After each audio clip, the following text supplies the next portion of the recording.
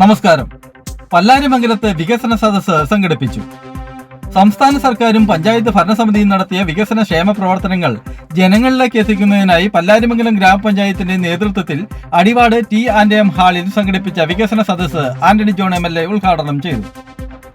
Panchayat president Khadija Muhammad അധ്യക്ഷയായി. Vice president OI Abbas സ്വാഗത പ്രസംഗം നടത്തി.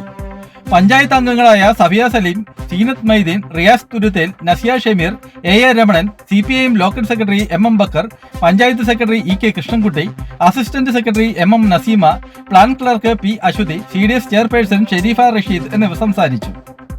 പഞ്ചായത്തിന്റെ ഭരണ നേട്ടങ്ങൾ അടങ്ങിയ വികസന രേഖ MLA പ്രകാശനം ചെയ്തു. ഹരിതകർമ്മ സേന അംഗങ്ങൾ, ഘടക സ്ഥാപന മേധാവികൾ, ജനപ്രതിനിധികൾ എന്നിവരെ ചടങ്ങിൽ ആദരിച്ചു. എല്ലാ കാര്യങ്ങളിലും ഒരു പബ്ലിക് ഹിയറിംഗ് ജനങ്ങളുടെ കൂടി അഭിപ്രായം മാനിച്ചുകൊണ്ടാണ് സർക്കാർ സംഘടിപ്പിക്കുന്നത്.